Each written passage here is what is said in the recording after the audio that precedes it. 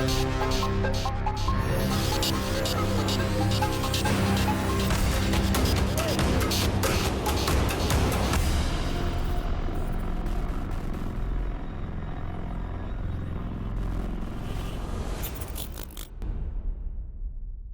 ladies and gentlemen. Welcome to Ask Jerry, the Chartered Vendor, your favorite podcast, the podcast that only focuses on business, entrepreneurship, and sales. And as always, I am with Jerry Nyazungu, the man that will be asking questions that are related to business. Welcome, Jerry. Hi, how are you, Abby? I am good. How is business? I'm okay. I'm fine.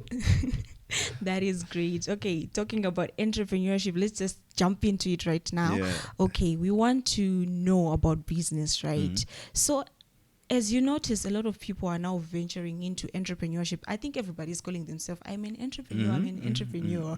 But what I notice is that most people, they don't understand what it means and what you have to do to be an entrepreneur and what you have to consider to actually start a business. Maybe you can share with us what an entrepreneur is and what you need to do to actually start a business, especially considering the legal requirements in Zimbabwe and maybe Africa as a whole. Okay, so an entrepreneur is someone who is willing to take risks and to get into a business, because being in business is actually risk. Okay. And when you want to set up a business, there are processes which you're supposed to follow, obviously. And sometimes, because we're not operating in a vacuum, we're operating in countries with regulations. Yeah, that's there true. are laws.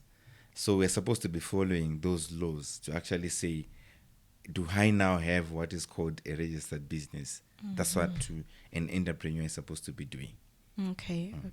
So what I also notice is that, especially online, when you want to start a business, if you just Google, I want to start a business, what do I need? You find a lot of websites saying we register companies. Exactly. Even going on Facebook, company registration here. Like, can every G and G be doing that? Just registering companies everywhere? No. Because what happens, even if you look at the laws themselves, like we've got the new the Companies and the Business Entities Act. What it actually says, it says there are only few people who are actually allowed to register business by law. So we're looking at experts, we're looking at chartered accountants, we're looking at company secretaries. There are people, there are experts, people who have done a course which is usually called CIS. I think right now it's now called corporate. It's now called governance. I don't know, Chartered Institute of Governance.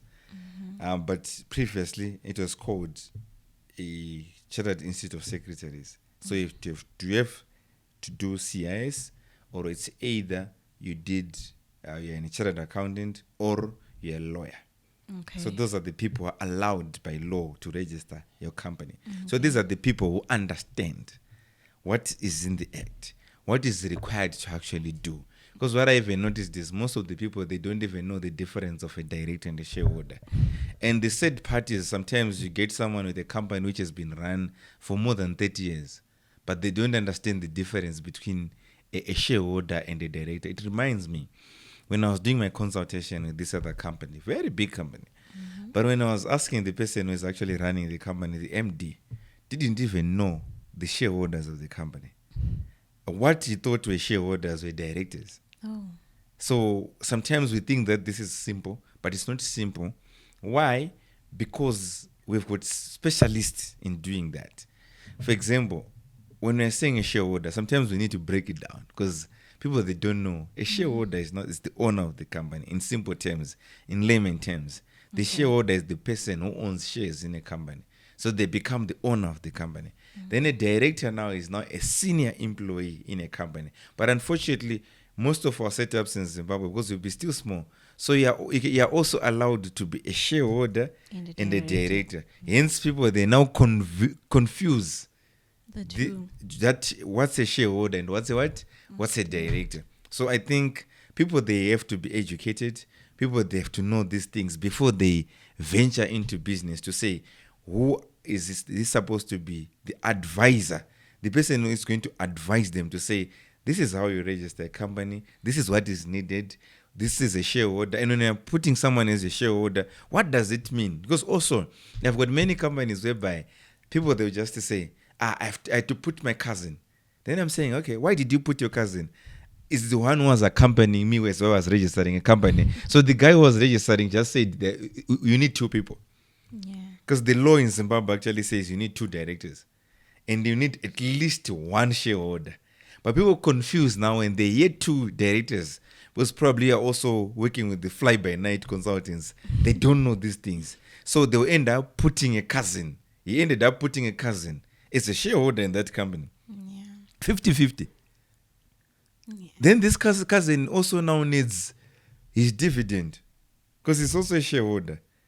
But he was not getting that dividend because of merit. This guy is just a what? Is just a placeholder. So people are supposed to be knowledgeable. And I urge the first step before you even do anything is to find people who have got papers to do these things. And if you're going to be noticing, the registrar of Zimbabwe, the registrar's office, they've actually put a list of people who are mandated to register companies so that if there are any issues, because these are legal papers, this is law, you need to be above board. Okay. So this is what we are saying. You need people who are authentic, people who have got papers, people who are qualified to do that. So someone with a Bachelor of Accounting cannot register a company according to the law. They don't understand what is supposed to be done, the whole process, what it means. Okay. Yeah. Okay, I totally understand that because a lot of people, they don't really know what it entails. They just think, it's simple. And they say it's cheap. Yeah, it's because cheap. lawyers will be charging something like $500 to set up a company. But you see that now there's this now just knows, probably because there's a difference of just filling papers and submitting them. Every Jack and Jill can fill in papers and submit them. Okay. But the question now is, you need an advisor who is now going to say, no, what you're now doing is wrong. You see? And that advisor only, you can get them from what? Our legal practitioners, people who are registered to be lawyers by the Law Society of Zimbabwe. We've got chartered accountants. We've got chartered certified accountants. Then we've got the guys who are chartered secretaries. Those are the people who are mandated to actually do it. And they don't only do it. It's not only on qualification. The registrar of companies also registers them and confirm that this person can actually register companies. Okay. Unfortunately, because our laws also, they are not hard on those who are actually advertising without registrations. That's where the problem actually starts. So, to someone who's actually watching this and they are considering an ad they've seen on Facebook to say, okay, let me just register my company, I want to start my business, what would be the best option? Like, give us a guide, the step-by-step things that they need to do to actually be compliant in actually registering their business. What do they need to do? Okay, so probably let us start with the types of businesses which you can set up. Probably I'll touch on 2 countries. I'll probably touch on Zim, and I'll also touch a bit on Zambia. Okay. So if you look at in Zimbabwe, they've got what is called a private limited company. In Zambia, they call it a limited liability company. Okay. So it's a company which is limited. It's a private company, which simply means that when we register this company, we are not going public. We are only, the affairs of the company are going to be run by you and me. Let's say if we're 2 owners of the company, there's a difference between a private limited and a public company. A public company is the one which lists on stock exchange and the shares are public. So which means everyone can actually buy shares. For example, you can own shares in Econet. I can also own shares in OK Zimbabwe because it's a public entity. But M&J, it's a private company. No one actually even knows the shareholders of the company without inspecting the documents. Sometimes we never know the shareholders of the company. That is what it means. And it's limited by shares. It means also this company can actually sue, can be sued. It's a legal persona. Okay. So it's a private limited company. Then we've got a public company, like the ones I've mentioned. These are the ones which are listed on stock exchange. Okay. To actually say Econet is on stock exchange, you can own also shares. if you buy shares, you can own shares. Then you've got a elastic company, which is called the Private Business Corporation. This one was started in 1993, and the purpose was to actually formalize the informal sector. To say, no, we've got vendors, we've got barber shops, we've got people who are doing small businesses, but this person is operating, it's just one person operating a business. How can we make them formalize? So that's when they brought forward a private business corporation. In Zambia, they actually just call it a business registration. That's what they call it. So it's simply just, you can register it. In Zim, you can register it to one person up to 20. So even the people, what you call a shareholder, there's a shareholder and a director, remember. You can only separate the shareholder and the director in a private limited company. But in a private business corporation now, you are a member. A member simply means you are both a director and a shareholder. Which simply means that in a private business corporation, you need someone who's over 16. Because they are considered a director. Because you cannot work, according to the law in Zimbabwe, you cannot work whilst you're under Under 16. But if you're over 16, you can start to work. So hence, that's why I said you're a senior employee as a director. But if you notice in a private limited, a shareholder can be a 1-year-old, a 1-day-old, can be a shareholder. Because you're not limited, you're not an employee. But director now you need to appoint someone who's over 16. So a private limited separates the shareholders and the directors. But a private business corporation doesn't. You get it? Members. So yeah, so people, they're supposed to know the background to actually say what types of businesses are there which you can register. Then also there's another fourth one, a foreign entity, like you want to register as a branch in Zimbabwe. Let's say a company which is incorporated in South Africa. They want to operate in Zimbabwe, but they don't want to be a local company in Zimbabwe. They can register a foreign subsidiary here. And it can operate, it can be registered through the Minister of Finance, then the Minister of Finance through the Register of Companies, then you can actually have your company. So those are some of the companies which you can get in Zimbabwe. So people, they might just think that when you're getting into a company, you just get, and you have to know, you have to be educated for you to know the difference. Then when you now want to go out and register, there are two ways. It's either you're registering a new company totally. Remember I said a private business corporation, you can register it new, but you can also buy what is called a shelf company. Okay. By a shelf company, I'll go back into year 2007. I don't know if you're born, but in year 2007, during the height of inflation, and things were tough in Zim, and that's the height when we had better checks. So people, what they would do, people were burning money. Okay. So someone $5 would burn that money and it can give you 100,000 Zim dollars. So what these guys would do, people are now buying what are called shelf companies. Okay. So why they were buying these companies? They're buying these companies with an intention to open a bank account. Okay. Why were they doing it? It was because of many factors.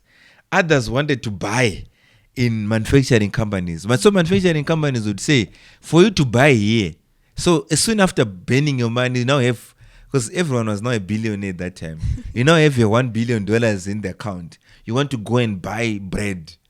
You probably, to buy more bread, you would need a company. So everyone was looking for a company. But for you to look for a new company, it was suspicious. So people, they would look for a company which was registered way back. No, that makes sense. You see? So I would rather take a company which was registered in 2006 and use it. And even nowadays, it's still happening. Someone wants to apply for tenders. Probably they hear that there's a tender. Someone is doing commodity broking, but there's a tender. So they'll say, Jerry, do you have a shelf company for 2018? So that it seems as if this company has been operating for 6 years. That's what is called a shelf company. It's a company which I've registered already, and you're now coming to buy that company from me.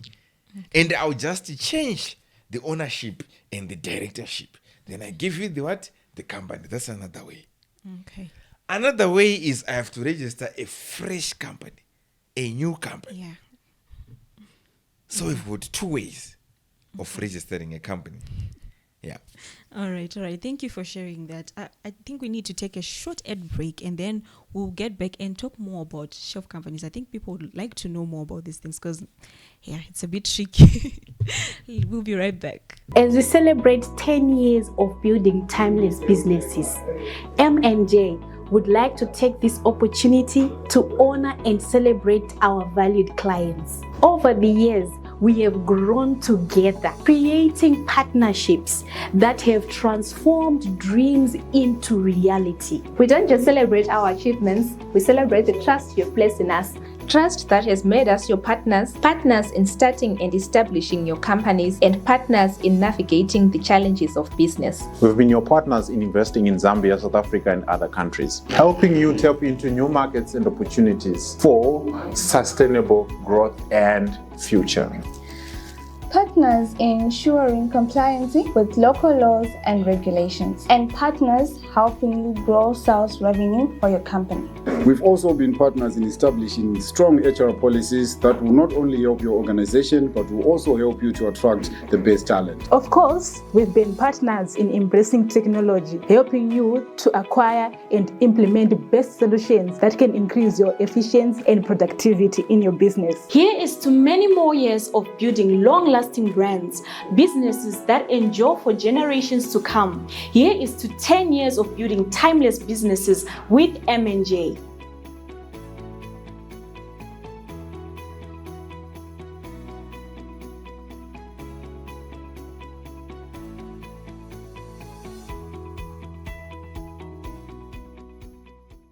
The chartered vendor.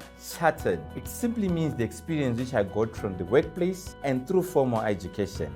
Vendor, it simply means that I was once a vendor selling sweets, selling bananas on the streets. Combined, it makes the chartered vendor. Many people complain, they think that you need monetary capital to start a business. Contrary to that, I only started my business with only a laptop. If you want to know more about my story, grab your copy today. Ladies and gentlemen, welcome back to Ask Jerry, the chartered vendor. So before the ad break, Jerry Moore was just telling us about shelf companies.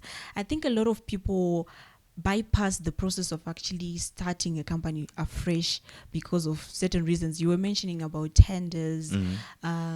Maybe someone just doesn't like the whole process of the paperwork and stuff. But I think most people who actually do register or buy shelf companies, they don't know how to actually manage those shelf companies or what entails the ownership of the shelf company. Maybe you can explain more about the shelf companies in that one. Yeah, thank you so much. So the real juice now is on when you're registering a shelf company, the major problem which you're going to encounter is this person wants a company soon. They want it. They'll call you in the morning. They call you in the morning. Jerry, I want a shelf company. And I want it now. That's what most of the people want, shelf company. That's what they say. They will never say tomorrow. So what I have to do, I have to just transfer the directorship. Okay. Because when I just transfer the directorship to them, it simply means that they can now open bank accounts. They can now go out and even submit their papers because they're now the legal directors of the company. So it's fast for me to change directorship. Okay. But what they forget now is they are not the owners of the company. And I have had many companies which I have actually corrected. And right now I challenge our viewers to actually say, go and check your company papers, whether you are a director for sure. And how do you check? Go to a book which is called a Memorandum. Some people probably they know it. This is what it's called, a Memorandum and Articles of Association. And a Memorandum and Articles of Association, this is the book with the ribbon. And it's not a ribbon, it's actually called a legal tab because this is a legal document. So if this is a legal document and the shareholding doesn't belong to you, it still belongs to me. So it simply means that you're working for what? For me. If that company is going to have, I still remember, I vividly remember one of my clients had 32 trucks now. But his company was still what? The director, he only had the directorship. He didn't have the ownership of the company. But now he had 32 trucks, which simply means the person who sold that company to him, who was owning shares, had every right to just to say, I'll kick you out of the company. Thank you for being a good director. I'll be giving you 2 trucks. I'll take all the 30 trucks. You're fired. Yeah, that's a lot. So that's the risk which is there. So by buying a shelf company, what I want to advise people out there is to say, no. Before you even buy a shelf company, make sure that the shareholding is transferred to you. And if you notice most of these memorandum and articles of association, this is a booklet. The shareholding here on this book usually doesn't change. I'll explain.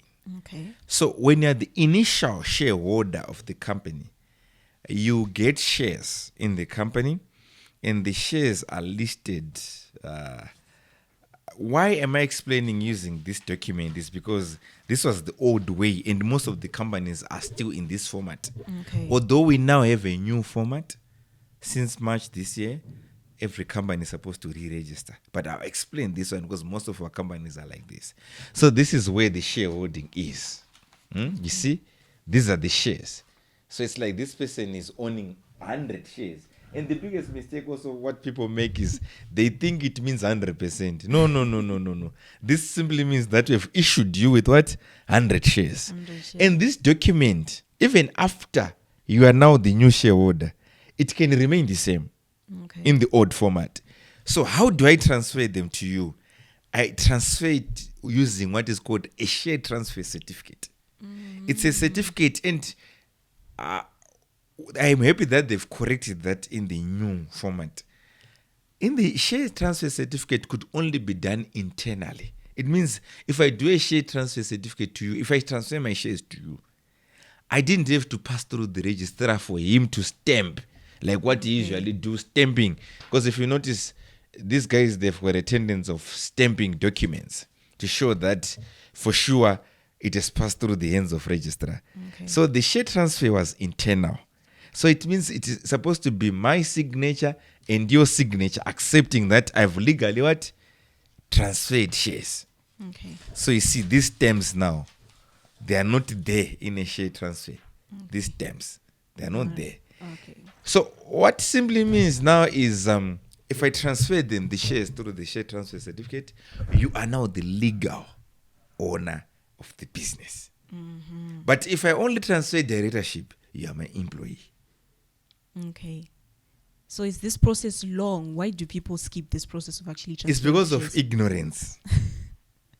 You You see? And also remember, the person who is selling the shelf company is also ignorant, because they are looking for people who are charging $80 to register a company. And they don't know that the person who is actually charging $80 or the person who is charging $150, they don't have any clue of what needs to be done, because they think that it's a cheaper process and an easy process. What they see, because when you've got a format, registrar will just stamp. But the question is, do you really know what the registrar is stamping? That's why I'm saying you need to visit professionals. It's just like doctors, right? These days, everyone is now a doctor, especially with the coming in of AI and social media and Google. You can just Google, I'm feeling dizzy. Then they'll prescribe Google. Even if you're going to AI, it will prescribe medication. It will give you medication. But if you go and buy there's a risk. There's a risk of also even going straight to the pharmacy without visiting a doctor. But it's cheaper. But in the long run, it can be very expensive. That's what I want to say to people. And I've heard many, many stories. And not to say I've actually helped many, many companies which were actually wrongly registered because people don't understand what they are getting into. And what I've also noticed just recently, one of my fellow consultants, they noticed that shares were in the previous owner. So the owners of actually, let me tell you this story. It's a funny story, but this is what happened. Let's say this company, X company, was registered. This person, when he registered this company, was still employed somewhere. Okay. So whilst he was employed somewhere, he registered a similar business. And he didn't want to be known that is the owner of the business. Okay. So what he did, he had to put his brother and his wife. But days moved. That was probably year 1995. Long back. Then 2000, unfortunately, the brother and the wife died in an accident. Oh. After dying in an accident, you see, this person registered the company in 1995 and he was still working somewhere. Yes. Then 1996, he resigned and started being part of the company. But he forgot now that the shareholding is still with the brother and the wife. So when the wife and the brother passed on in 2000, he never also changed anything. He just kept on operating. Until he also passed on in 2020. So as I was now looking at the papers, so it's like, no, we regulated everything and the shares are now okay. The sons of the deceased now are now saying, no, we've regulated everything. I'm like, okay, how did you regulate? Give me the papers. There's what is called a CR11. So a CR11 is used to issue more shares. For example, this document which I was showing you, they only issued 100 shares out of 2,000, which means there are still shares which remained in the company, which are not issued to shareholders. Okay. So this consultant went on and issued further 100 shares. So to mean that they've now issued 100 shares, and those shares, there are other 100 shares which still belong to the deceased. But these guys, when they were asking them, they thought that they're actually owning the company 50-50. But then I said, no. You've got other shareholders who are dead. And they still own the company legally. Yeah. And you see the predicament now. But because of ignorance, this madness was going to continue. And you never know where it was going to lead this company. Someone would actually lose a company. Because imagine if this guy, after registering that company in the name of the mother, the wife, and the brother, imagine you die. Don't you die? You divorce. Yeah. When you're now checking the papers, the wife is saying, no. I'm the owner of the company. Yeah. Because legally, you cannot challenge what's in this book. That's why it has got a legal tape. It means it's a legal and it's a binding contract. You cannot challenge it anyway and win. Imagine what was going to happen. And what I know is out there, most of the companies are like this. And they don't even It's know. a disaster. And it will explode anytime. And I also want to educate our people to say, when you register a company, it doesn't mean that when you register a company with your wife and it's 50-50 or it's 80-20, it doesn't mean that when your husband passes on, shares will automatically transfer to you. That's what the biggest mistake which is there in them. Yeah. People just think it's automatic. They think it's automatic. I'm not the owner of the company. I'm the child. I've so got I children, know. and they know that this was my husband, and we even wedded. They don't care about that. When the husband is deceased, all this is supposed to be taken into the estate of the deceased, and it's supposed to be what? Now, if the husband left a will, you're supposed to be given now the what? The shares officially. Even a house. It doesn't mean that when your house belongs to your husband, if your husband dies today, you are now the owner of the house. No. You can only be the owner if the deed is changed into your name. That's what most of the people don't know. So it's ignorance of law, doesn't have any defense. All right, thank you for sharing that. I actually didn't know about this. I just thought you just register a business and then you just go. Even buying a shelf company, I thought it was just a small thing. So you mean to say that even if the issue we're talking about people buying for tenders, does that mean if they actually win those tenders and that money comes into the company, they can actually lose that money to the new owners of the company? Yeah, it's only that the people who are registering the company as well, they're not switched on. But if they're going to get someone like Jerry to advise them now, I will tell them the truth that no, you've got many companies out there which you are supposed to be taking your dividend. And you can even charge them to say, for the last 20 years, you're not giving me my dividend. Or even make them arrested. But what are they really legal, those shelf companies? Because I read They're legal. I read in the This act, is so- law. You get what I mean? This is what is happening, Abby. I'm selling my company to you. When I'm saying a shelf company, it's a company which has never traded. That's why it's shelf. When I'm saying shelf, it's like it's on the shelf. It has never traded. Are you getting it? Yes, I'm getting it's something which I've never used this company to operate. I've registered it, but I didn't use it to operate. But why am I saying it's legal? This season, you haven't traded. But there's a company like I've got registered my company and my company is already operating. Isn't it I'm allowed to also sell my company? Yes. I can still sell my what? My Yes, company. to sell it. So if I'm allowed to sell an existing company, why am I not allowed to sell a shelf company? It's just that I saw an act. I think maybe it was never actually put into act. The one for 2020, they were saying shelf companies should only be operational for 12 months. If that company is not operational for those 12 months, they have to actually shut it down, because they were actually avoiding this issue of actually frauding people. Do you know what happens now? When it's a shelf company like this, the law says in the 12 months, after every 12 months in Zim, I'm supposed to submit what are called annual returns. Okay. This is a return which I submit to show you that my company is still what? It's still operating.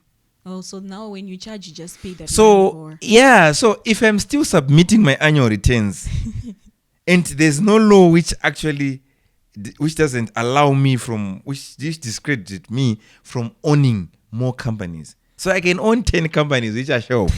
And so long if I'm still submitting my annual returns, this company is still functioning. But in actual sense, I'm not using it to trade in anything. Are you getting it? Yeah, you're just keeping it for yourself. Good. To sell. So there's no law which can actually discredit me from actually selling a company which I'm actually paying returns for. Because for me to own a company, it doesn't mean that I should have a building for me to own a company. Yeah. Okay. Thank you for clarifying that. Okay, I actually think this was a good discussion, because a lot of people would have never really known about this. Actually, most people, they just register companies, they just buy shelf companies. Yeah, that's why they should be here, because we give content. We give what people pay for free. It's free education, people. Exactly. All right. Thank you so much for sharing, Jerry. I actually enjoyed this part of the podcast. And thank you, viewers, for watching. Keep on watching. Keep on subscribing. We have a promotion running, $100 for anyone who is viewing our content, sharing, liking, and also taking people on the Chartered Vendor Facebook page to take people to actually come and watch the podcast. We want those numbers. We want to see your contributions on our pages. Thank you so much for watching, and you can join us again for another episode of Ask Jerry, the Chartered Vendor.